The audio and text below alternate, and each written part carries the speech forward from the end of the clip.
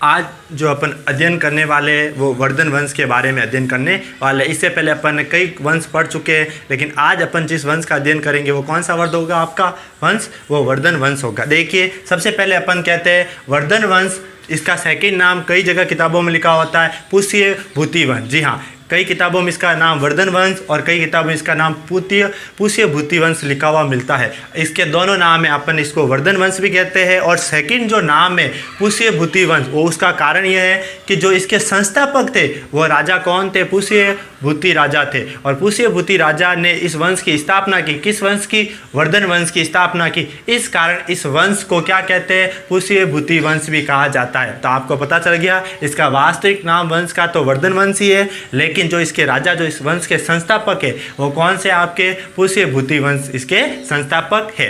अब देखिए इस वंश के बारे में अपन पढ़ते हैं, ये वंश कहाँ का था। तो अपन सबसे पहले पढ़ते हैं कि यह वंश की जो राजधानी थी वो थानेश्वर थी। और थानेश्वर कहाँ पर है? तो थानेश्वर हरियाणा में। कहाँ पर है? हरियाणा में। किताबों में ये भी लिखा हुआ मिलता है कि जो थानेश्वर है वो दिल्ली के पास में, और आपको पता हरियाणा दिल्ली के एकदम पास में ही है, इसलिए थानेश्वर अपन ऐसे भी लिख सकते हैं दिल्ली के पास में। और अगर अपन वर्तमान की स्थिति से देखें तो थानेश्वर हमें कहाँ प्राप्त होगा? हरियाणा में प्राप्त होगा। अब देखिए जो इस वंश का जो प्रमुख शासक था, कह सकते हैं अपन, देखो ये तो संस्थापक था, और इस वंश का जो प्रमुख शासक था जिसका नाम था प्रभाकर वर्धक। जी हाँ, कहानी यहाँ से स्टार्ट होती है इस वंश की। देखो इस वंश में जो अपन पढ़ने वाले सब कुछ वो तो हर्षवर्धन के बारे में पढ़ने वाले, क्योंकि आपकी किताब में जिसके बारे में दिया हुआ है वह हर्षवर्धन के बारे में दिया हुआ है। लेकिन अपन को समझने के लिए ये वंश कहाँ से प्रारंभ हुआ, इसलिए अपन को सब जानना होता है। तो इस वंश का जो प्रमुख व्यक्ति था उसका नाम था प्रभाकर वर्धन। कौन था?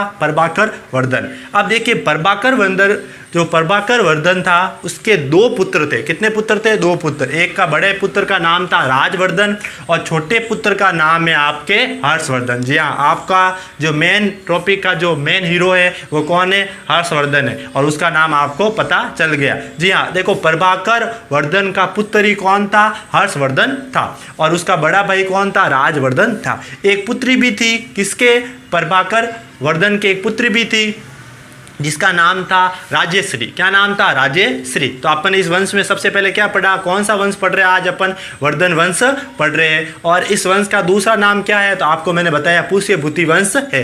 पुष्य भूति वंश किस कारण पढ़ा? तो मैंने ये भी बताया कि इस वंश के जो संस्थापक थे वो कौन थे? पुष्य भूति थे। इस कारण इस वंश का नाम पुष्य भूति हुआ। उसके बाद में ये वंश कहाँ का था? तो हरियाणा के थानेश्वर का था। इस कारण इस वंश की जो प्रमुख राजधानी थी वो पहली राजधानी क्या थी? थानेश्वर थी। इस वंश के जो प्रमुख शासक थे वो कौन थे? प्रभाकर वर्धक थे। और प्रभाकर वर्धन के अपन कह सकते हैं वर्धन के दो पुत्र थे। एक का नाम था राजवर्धक और दूसरा जो आपका प्रमुख व्यक्ति है हर्षवर्धन था। एक पुत्री भी थी जिसका नाम क्या था? राजेश्री थी। अब आपको देखो इस सब की जो अपन को जानकारी, मतलब अपन को ये सारी जानकारी कहाँ से प्राप्त हुई कि जो अपन इतनी सारी जानकारी इसके बारे में पढ़ते हैं। तो इसका जो जानकारी का जो स्रोत है, वो जानकारी का जो स्रोत है वो बाण भट्ट की हर्ष चरित्र। देखो बाण भट्ट ने एक हर्ष चरित्र कादम्बरी बुक लिखी, उसमें अपन को इस पूरी की पूरी हर्षवर्धन की जानकारी मिलती है।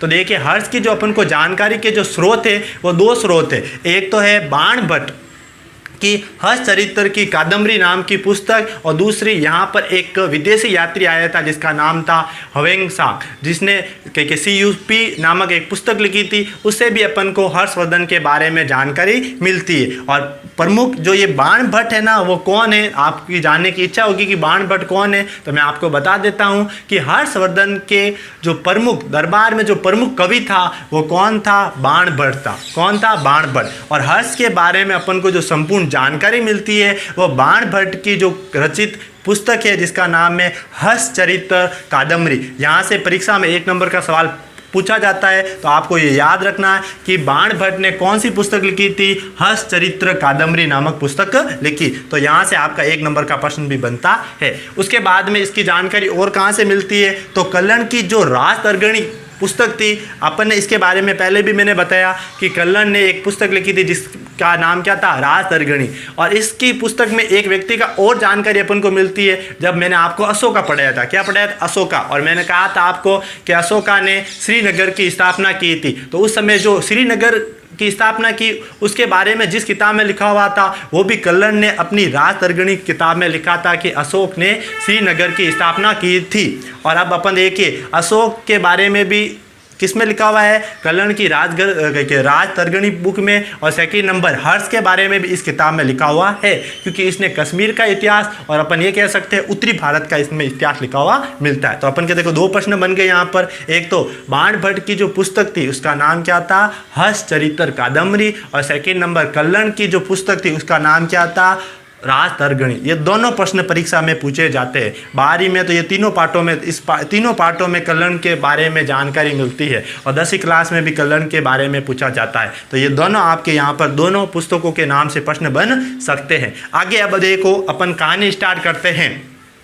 और इस कहानी से आपको सब कुछ समझ में आने वाला है कि हर्षवर्धन कौन था, उसका परिवार कैसा था, सब। तो देखिए मैं आपको यहाँ पर कहानी सुनाने वाला हूँ और पूरा इसके बारे में बताने वाला हूँ। तो देखिए अब मैं आपको एक कहानी सुनाने वाला हूँ। तो देखिए जो प्रभाकर वर्धन थे उसके आपको मैंने बताया 2 पुत्र और 1 पुत्री थी। जो सबसे बड़ा पुत्र था जिसका नाम क्या था, राजवर्धन। जी हाँ, राजवर्धन क्या होता है, राजा बनता है। कौन बनता है राजा, राजवर्धन। कौन बनता है, राजवर्धन। जी हाँ, प्रभाकर वर्धन का जो पुत्र होता है राजवर्धन राजा बनता है। क्योंकि हर्षवर्धन छोटा है, उसका बड़ा भाई राजा बनेगा। जो कौन बनता है, राजवर्धन राजा बनता है। अब राजवर्धन राजा बन चुका है। अब राजवर्धन ने राजा बनने के बाद में जो अपनी बहन थी जिसका नाम क्या था, राजेश्री। क्या नाम था, राजेश्री। राजेश्री का विवाह कहाँ करवाता है, कन्नौज में। जी हाँ, ये जो आपको मैंने बताया है कि जो ये वर्धन वंश है वो कहाँ का है, हरियाणा का। कहाँ का, हरियाणा। यहाँ पर रोशनी पड़ रही है, आपको बता देता हूँ, यहाँ हरियाणा लिखा मैंने।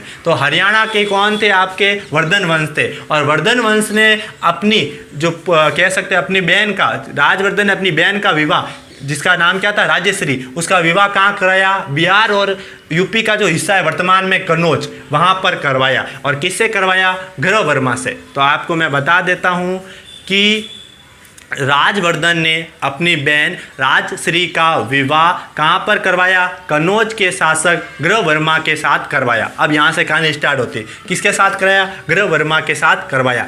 अब यहाँ पर क्या होता है, राजश्री का विवाह वह कन्नौज के शासक ग्रह वर्मा के साथ तो करवा देता है, लेकिन यहाँ पर कन्नौज पर आक्रमण हो जाता है। और वो किसका आक्रमण होता है, तो कन्नौज पर मालवा का आक्रमण हो जाता है। जी हाँ, मालवा वर्तमान में आपको पता है एमपी वाला हिस्सा होता है, वो वाला मालवा। तो मालवा का आक्रमण हो जाता है, और मालवा के राजा का नाम था देवगुप्त। तो लिख देना आप नोट्स में, मारवाड़ के मालवा, कौन सा, मालवा, एमपी वाला हिस्सा। मालवा के जो राजा थे उसका नाम था देवगुप्त। कौन थे, देवगुप्त। तो देवगुप्त ने हमला किया किस पर, कन्नौज के राजा। किसके पर, कन्नौज के राजा जिसका नाम क्या था, ग्रह वर्मा। तो ग्रह वर्मा पर हमला करता है देवगुप्त। देवगुप्त ने हमला किया ग्रह वर्मा पर और ग्रह वर्मा को मार दिया। जी हाँ, यहाँ पर एक प्रमुख बात निकल कर आई है कि देवगुप्त ने किसने, देवगुप्त जो मालवा का राजा था उसने हमला किया किस पर, कन्नौज पर, और ग्रह वर्मा को मार दिया। ग्रह वर्मा को मारने के बाद में आपको पता है कि ग्रह वर्मा की जो पत्नी थी, जो आपको पता है राजवर्धन की बहन थी जिसका नाम था राजेश्री। जी हाँ, राजेश्री। ग्रह वर्मा की जो पत्नी थी उसका नाम क्या था, राजेश्री। और राजेश्री को ये उठाकर लेकर चला जाता है। जी हाँ, देवगुप्त ने किस पर हमला किया, कन्नौज पर, और ग्रह वर्मा को मार दिया, उसकी हत्या कर दी। और इसकी पत्नी को और इसके राज्य पर किसने अधिकार कर दिया है, देवगुप्त ने, जो मालवा का राजा है, मध्य प्रदेश वर्तमान में वहां का राजा है, उसने अधिकार कर लिया। अब यहां से स्टोरी स्टार्ट होती है। अब इस बात की जब बात किसको पता चलती है, राजवर्धन को पता चलती है। हर्षवर्धन के बड़े भाई राजवर्धन को इस बात का पता चलता है कि मेरी बहन को कौन उठाकर लेकर चला गया है, देवगुप्त लेकर चला गया है। तो वो क्या करता है, सीधा के सीधा कन्नौज पर से, आपको पता है कन्नौज से होते हुए कहाँ पर जाता है, मालवा। और मालवा पर क्या कर देता, आक्रमण कर देता है। जी हाँ, अब आक्रमण करने वाला व्यक्ति कौन है, राजवर्धन, राजेश्री का भाई। और अपन कह सकते हैं राजेश्री कौन है, राजवर्धन की बहन है, और अपन कह सकते हैं ग्रह वर्मा की पत्नी है, जिसकी ग्रह वर्मा की हत्या किसने की है, देवगुप्त ने हत्या कर दी। अब देवगुप्त पर हमला कौन करता है, तो देवगुप्त पर हमला करता है राजवर्धन। कौन करता है, राजवर्धन। जी हाँ, देववर्धन पर हमला करता है राजवर्धन। और जो वर्धन है वह देवगुप्त को मार देता है। जी हाँ, वर्धन वंश के राजवर्धन, हर्ष के बड़े भाई राजवर्धन किसको मार देता है? देवगुप्त को मार देता है। और अपनी बहन को लेकर जैसे ही रवाना होता है तो देवगुप्त का जो परम मित्र होता है, किसका? देवगुप्त, जिसको मार दिया गया है। देवगुप्त का जो परम मित्र होता है वो पश्चिम बंगाल का राजा होता है, गौड़ वंश का राजा, जिसका नाम होता है शशांक। कौन होता है? शशांक। कौन होता है? शशांक। तो यहाँ पर जब देवगुप्त को मारकर जब राजवर्धन वापस लौट रहा होता है तो धोखे से पश्चिम बंगाल के राजा, जिसका नाम है शशांक, कौन है? शशांक।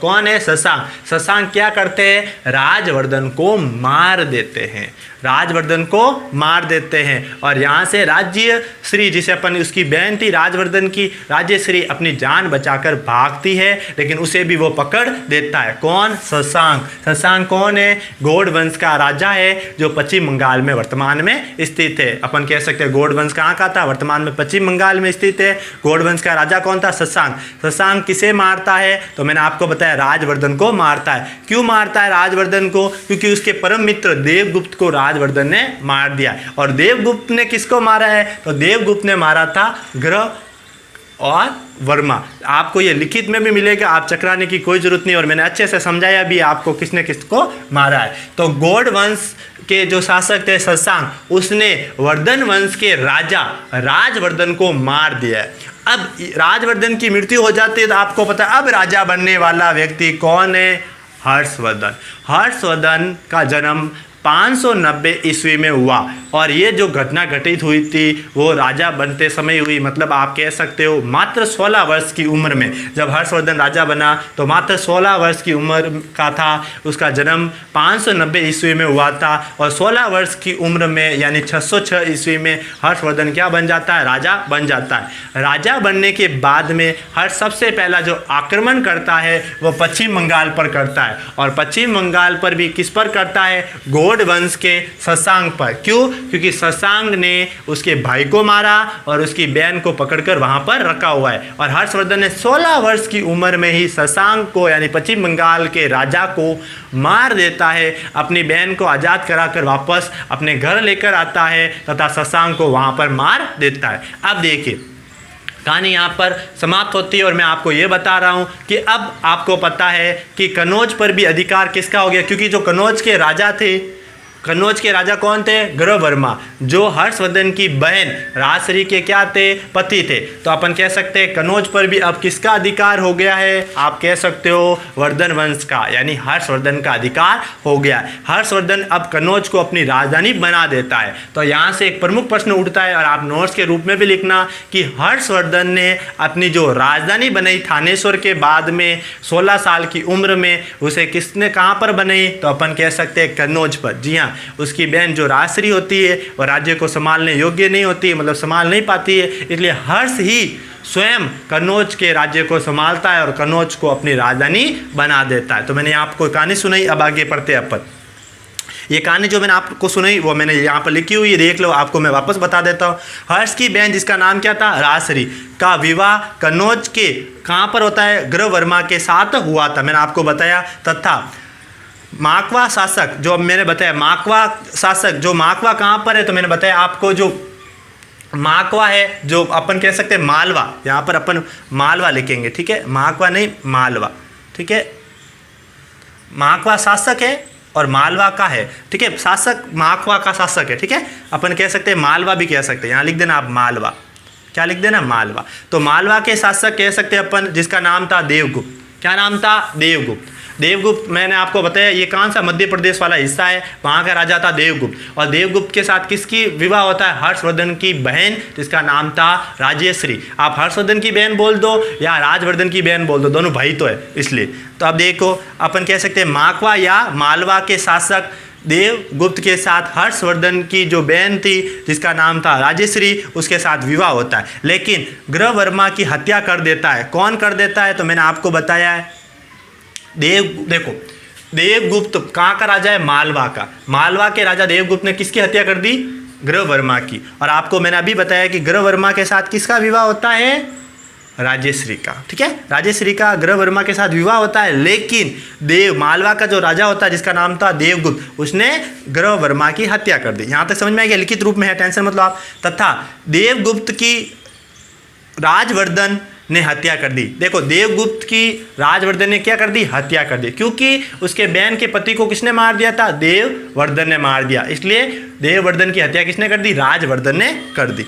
अब राजवर्धन ने हत्या कर दी, तथा राजवर्धन की हत्या किसने कर दी, आपको पता है देवगुप्त के परम मित्र गौड़ वंश के शासक शशांक ने किसकी हत्या कर दी है, अपन कह सकते हैं राजवर्धन की हत्या कर दी। और लास्ट में क्या होता है, शशांक को जो मार देता है वो कौन होता है, हर्षवर्धन होता है। मैं आपको इसको वापस एक बार पूरा समझाऊंगा, टेंशन मत लीजिए। अब अपन आगे जाते हैं, ठीक है, आगे चलते हैं। अब देखिए, अब आपको पता है हर्षवर्धन राजा बन जाता है क्योंकि उसकी भाई की मृत्यु हो जाती है। अब देखिए हर्षवर्धन राजा बनता है और हर्षवर्धन का सेकंड नाम कई किताबों में लिखा होता है शिलादित्य। क्या मिलता है कई किताबों में, शिलादित्य। ये राजा कब से कब तक रहा, तो मैं बता देता हूँ आपको। 606 ईस्वी से 647 ईस्वी तक हर्षवर्धन का राज्यकाल रहा। अब देखिए हर्ष ने शशांक को पराजित किया। सबसे पहले हर्ष ने अपने जीवन की पहले विजय किस पर प्राप्त की, शशांक पर, और शशांक को पराजित कर उसे मार कर अपनी बहन के जो कातिल था, अपने भाई का कातिल, और अपनी बहन को आज़ाद करवाया। कनौज को अपनी राजधानी बनाई हर्ष ने।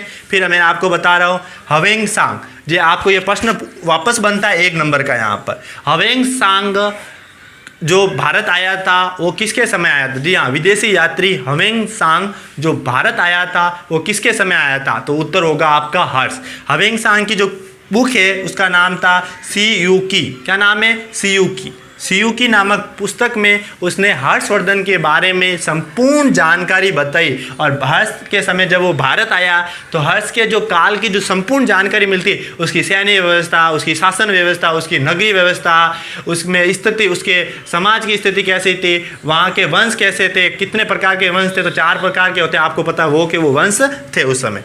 अब देखिए आगे अपन पढ़ते हैं वल्लभी विजय। जी हाँ, हर्ष ने कनौज को अपनी राजधानी बनाने के बाद में वल्लभी पर आक्रमण किया। जी हाँ, वल्लभी अपन कह सकते हैं मध्य प्रदेश के नीचे वाला, मतलब दक्षिण भारत में आ जाता अपन। तो वल्लभी पर अपन ने क्या किया, आक्रमण किया। और वल्लभी के जो नरेश थे जिसका नाम था ध्रुवसेन द्वितीय, और दूसरा उसका ही एक भाई था जिसका नाम था वाला द्वितीय, दोनों पर आक्रमण किया। ध्रुवसेन द्वितीय और वाला द्वितीय को पराजित कर उसकी जो बहन थी जिसका नाम था वल्लभी, जी हाँ, वल्लभी का ही राज्य था और उसकी बहन का नाम भी क्या था, वल्लभी। सबसे पहले हर्ष ने किस पर आक्रमण किया, आपको मैंने बताया शशांक पर आक्रमण किया। उसके बाद में कनौज को राजधानी बनाई। कनौज को राजधानी बनाने के बाद में उसने क्या किया, वल्लभी पर आक्रमण किया, वल्लभी के नरेशों को हराया और उसके साथ संधि की। और संधि करने के बाद में वल्लभी की जो राजकुमारी थी जिसका नाम था वल्लभी, उससे क्या किया, उसने विवाह किया। उसके बाद में अपन पढ़ते हैं हर्ष की उपाधियाँ। कौन कौन सी उपाधि धारण की, तो देखो परम भट्टाकर उसने उपाधि धारण की, क्योंकि ज्ञान के कारण, बहादुर था और ज्ञान भी था, इसलिए उसने कौन सी उपाधि धारण की, परम भट्टाकर। राजाधिराज, आपको पता है राजाधिराज के बारे में, एकाधिकार मतलब पूरे भारत पर, एकमात्र पूरे भारत पर अधिकार करने वाला अपन कह सकते हैं हिंदू सम्राट जो उत्तरी भारत का था उस समय, वह कौन था, हर्ष था, जिसने संपूर्ण भारत पर अधिकार कर लिया था। उसके बाद में चक्रवर्ती सम्राट उसे कहते हैं, अपन को पता है चक्रवर्ती अशोक जो पूरे को जीत लेता है, अपन कह सकते हैं संपूर्ण भारत को जीत लेता है। तो ये अब अपन पढ़ते हैं हर्ष ने ज्ञान और धर्म के बारे में क्या किया। तो हर्ष ने ज्ञान और धर्म का कैसे प्रचार किया, तो उसके बारे में अपन पढ़ लेते हैं। हर्ष ने प्रारंभ में शैव धर्म का था। शैव मतलब शिव भगवान का जो धर्म होता है, शैव धर्म, शिव भगवान की जो पूजा करते हैं वो कौन से धर्म होता है, शैव धर्म। तो हर्ष प्रारंभ में किस धर्म का था, शैव धर्म का था, लेकिन बौद्ध धर्म का प्रभाव पड़ा। अब यहाँ पर मेन बात निकलती है कि बौद्ध धर्म में भी कौन सा धर्म, तो अपन 2 धर्म बनते हैं, महायान और हीनयान। जहाँ बौद्ध धर्म 2 भागों में बढ़ चुका था, एक तो था महायान और दूसरा था हीनयान। तो जो हर्ष पर जो प्रभाव पड़ा वो महायान धर्म का प्रभाव पड़ा। तो अपन यहाँ पर कहेंगे हर्ष ने जो अनुयायी बना, किस धर्म का अनुयायी बना हर्ष, तो बौद्ध धर्म में भी महायान जो होता है दो भागों में बढ़ चुका है, तो बौद्ध धर्म में भी महायान का क्या था, वो अनुयायी था और उसका क्या कर रहा था, वो प्रचार प्रसार कर रहा था। तो ज्ञान की परिभाषा में ये लिखेंगे अपन कि जो हर्ष था वह पहले शैव धर्म का था, उसके बाद में उसने बौद्ध धर्म का प्रभाव पड़ा और प्रभाव पड़ने के कारण उसने बौद्ध धर्म में भी महायान धर्म अपना दिया और उसके बाद में उसका प्रचार और प्रसार करने के लिए उसने महापरिषद की सभा बुलाई तथा 5 वर्ष में ये प्रत्येक वर्ष ये सभा बुलाता था तथा वह महायान धर्म के लिए, किस धर्म के लिए, महायान, बौद्ध में भी कौन सा धर्म, महायान धर्म के लिए वह विदेशों में, अपने देश में तथा हर जगह क्या करता था, प्रचार करता था। ये बात आपको याद रखनी है। अब देखिए यहाँ पर कनौज सभा, कनौज सभा क्यों बुलाई गई थी, महायान यानी बौद्ध धर्म का, बौद्ध धर्म में भी कौन, महायान का प्रचार करने के लिए अशोक ने प्रत्येक 5 वर्ष में एक सभा बुलाई थी और पहली सभा का नाम रखा था उसने कनौज सभा। जी हाँ, कनौज सभा ये कब हुई थी, 643 ईस्वी में। इसका उद्देश्य क्या था, बौद्ध धर्म का प्रचार प्रसार करना और बौद्ध धर्म में भी कौन सा, महायान धर्म। तो आप यहाँ पर नोट के रूप में लिखना, बौद्ध धर्म में भी कौन सा, महायान धर्म। अब इस सभा में क्या होता था, इस सभा में 3000 किसको बुलाया गया था, महायान के साधु को, बौद्ध धर्म के जो महायान के साधु थे उनको, हीनयान को भी बुलाया गया था, उसके बाद में बौद्ध भिक्षु को भी बुलाया गया था और 3000 ब्राह्मण को भी बुलाया गया था तथा जैन साधुओं को भी बुलाया गया था। तो अपन ये कह सकते हैं कि हर्ष बौद्ध धर्म को तो मानता था तथा हिंदू धर्म का भी क्या था, अनुयायी, अपन कह सकते बौद्ध धर्म का अनुयायी बन गया, हिंदू धर्म और जैन धर्म को भी वो मानता था। लेकिन अगर आपको पूछा जाए कि वो किस धर्म का अनुयायी बना तो आप लिखेंगे बौद्ध धर्म। कौन सा, बौद्ध धर्म। जैसे अपन कहते हैं अशोक ने कौन सा धर्म अपनाया, तो आपको पता है बौद्ध धर्म। मौर्य ने कौन सा अपनाया, चंद्रगुप्त मौर्य, तो अपन लिखते हैं जैन धर्म। और आपने पढ़ा था बिंदुसार, तो वहाँ पर आजीविका संप्रदाय। तो उसी प्रकार जो हर्षवर्धन है उसने कौन सा धर्म अपनाया, बौद्ध धर्म अपनाया था और बौद्ध धर्म में भी महायान धर्म अपनाया था। अब देखिए हर 5वें वर्ष में प्रयाग महामोक्ष परिषद का आयोजन करता है। जी हाँ, प्रयाग महामोक्ष, यहाँ पर इंपॉर्टेंट बात यही है कि वह प्रत्येक 5 वर्ष में क्या करता है, प्रयाग महामोक्ष परिषद का आयोजन करता है। यह क्या आयोजन होता है, इसमें मैं आपको पूरी घटना बता रहा हूँ और पूरा आपको अपनी कॉपी में लिखना है। देखो प्रयाग महामोक्ष जो परिसर होता है वो 5 दिनों में बांटा गया है। पहले दिन क्या होता है कि एक रेत के ढेर पर, या आपको नोट्स के रूप में लिखना है, एक रेत के ढेर पर बुद्ध भगवान की प्रतिमा लगाई जाती है और उसकी पूजा की जाती है और साथ में गरीबों को दान दिया जाता है। सेकंड दिन क्या होता है, सेकंड दिन ये होता है कि भगवान शिव कि वह सूर्य भगवान की, सेकंड दिन क्या होता है, सेकंड और थर्ड डे। देखो सेकंड और थर्ड डे 2 दिन चलता है। पहले दिन बुद्ध भगवान की पूजा कर देता है और सेकंड और थर्ड डे वह सूर्य भगवान और शिव भगवान दोनों की प्रतिमा की पूजा करते हैं और उसके बाद में वापस दान की प्रक्रिया चालू हो जाती है। फिर चौथे दिन वह जो भी ब्राह्मण वगैरह होते हैं उनको दान देता है और 5वें दिन क्या करता है, अपने वस्त्र आभूषण सभी चीज़ों का दान दे देता है। इस समय जो 5 वर्ष में किसका, प्रयाग महामोक्ष परिषद का आयोजन करता, उस समय अपने राज्य का 1/3 अपन कह सकते हैं 1/4 मतलब 1/4 भाग, 1/4 भाग पूरा 25% पूरा का पूरा धन 25% वह इसमें खर्च कर लेता था। अपने पास एक भी वस्त्र नहीं रखता था, उसके पास कपड़े नहीं होते थे और वह कपड़े कहाँ से प्राप्त करता था, तो अपनी बहन राजश्री, जिसका आपने नाम पढ़ लिया है, राजश्री से वो पुराने वस्त्र मांग कर पहनता था। मतलब वह वस्त्र भी नहीं खरीदता, तो जो भी उसके पास वस्त्र होता था वह उसका भी दान कर देता था। कौन, हर्षवर्धन, इतना महान दानी व्यक्ति था। अब देखिए आज के समय जो कर वसूल करने की जो प्रणाली थी वो 3 प्रणाली थी। एक तो भाग यानी फसल के भाग पर कर वसूल किया जाता था, ठीक है, 1/6 वसूल किया जाता था। फिर हिरण्य कर जानवरों पर और उसके बाद में अगर कोई व्यक्ति बलि दे तो भी उस पर कर वसूल किया जाता था। तो अपन कह सकते हैं हर्षवर्धन के समय 3 प्रकार के कर थे।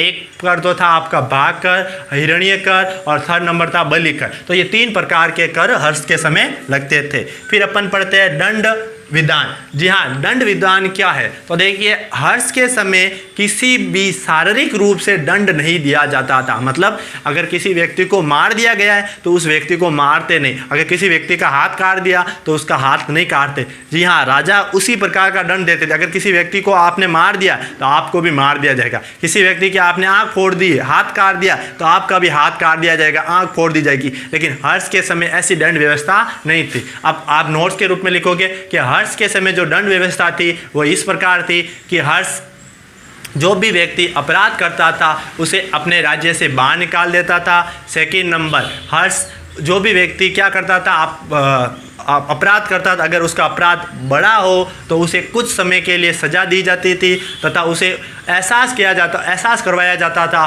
कि वह अपराधी है।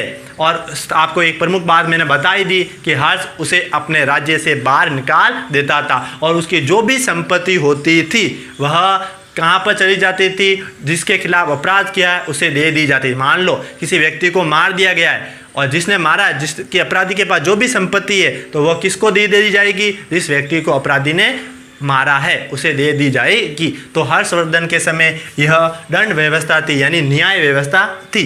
अब देखिए, यहाँ पर भी एक नंबर का वापस आपके प्रश्न बनता है, हर्ष की प्रमुख रचनाएं। हर्ष की प्रमुख रचनाएं, तो देखो यहाँ पर आपको याद भी रखनी है। प्रियदर्शिका है, किसकी रचना है? हर्ष की। ये प्रश्न परीक्षा में बनता है। प्रियदर्शिका किसकी रचना है? हर्ष की। ठीक है, नागानंद किसकी रचना है? हर्ष की। और रत्नावली किसकी रचना है? हर्ष की। हर्ष ने 3 किताबें रची है और तीनों किताबों के नाम आपको याद रखना है, प्रियदर्शी, नागानंद और रत्नावली। ये तीनों रचना किसकी है? हर्ष की। सेना के बारे में आपको बता रहा हूँ। जब हर्ष नया नया राजा बना था और कुछ समय के लिए उसके पास में, पहले वाली सेना बता रहा हूँ पहले, फिर आपको मैं बाद वाली सेना भी बता रहा हूँ। हर्ष के समय जब राजा बना तब उसके पास 5000 हाथी थे, 3000 घोड़सवार थे, ठीक है, और पैदल जो यात्री की संख्या थी वो अभी 50,000 हो गई, पहले 5,000 ही थी। ठीक है, लेकिन जब उसने संपूर्ण भारत पर अधिकार कर लिया, आप ये कह सकते हो, तो उस समय उसके पास 60,000 हाथी, 1 लाख घोड़सवार तथा 50,000 पैदल सैनिक थे। और सैनिक थे, उन्हें क्या कहा जाता था? तो सैनिक को जाट या भाट कहते थे। तो आपको याद रखना है, हर्ष के जो सैनिक थे उन्हें क्या कहते थे? जाट या भाट कहते थे। अब मैं आपको वापस एक बार बता देता हूँ कि उस समय हुआ क्या था। तो आपको मैं बताता हूँ कि जो थानेश्वर यानी हरियाणा के राजा कौन है? वर्धन वंश है। और वर्धन वंश में भी कौन है? राजवर्धन। राजवर्धन अपनी बहन का विवाह किसके साथ करवाता है? ग्रहवर्मा के साथ करवाता है। लेकिन ग्रहवर्मा पर कोई आक्रमण कर लेता है, वो कौन होता है? देवगुप्त होता है। और देवगुप्त आक्रमण करके ग्रहवर्मा को मार देता है। अब देखो, ग्रहवर्मा मर चुका है और ग्रहवर्मा कौन है? राजेश्वरी का पति था, मतलब राजवर्धन की बहन का पति था। अब देखिए, ग्रहवर्मा को मार देता है और अपने बहन के पति का बदला लेने के लिए राजवर्धन किसको मार देता है? देवगुप्त। देवगुप्त का मित्र कौन होता है? गौड़ वंश का राजा शशांक। और शशांक किसको मार देता है? राजवर्धन को मार देता है। अब राजवर्धन को मार देता है, राजवर्धन किसका भाई है? हर्षवर्धन का। और हर्षवर्धन वापस किसको मार देता है? देवगौड़ को मार देता है। तो अपन ने हर्ष के बारे में संपूर्ण जानकारी ले ली है। अब अपन अगले वीडियो में अगले वंश के बारे में अध्ययन करने वाले। इसका आप संपूर्ण स्क्रीनशॉट ले सकते हो।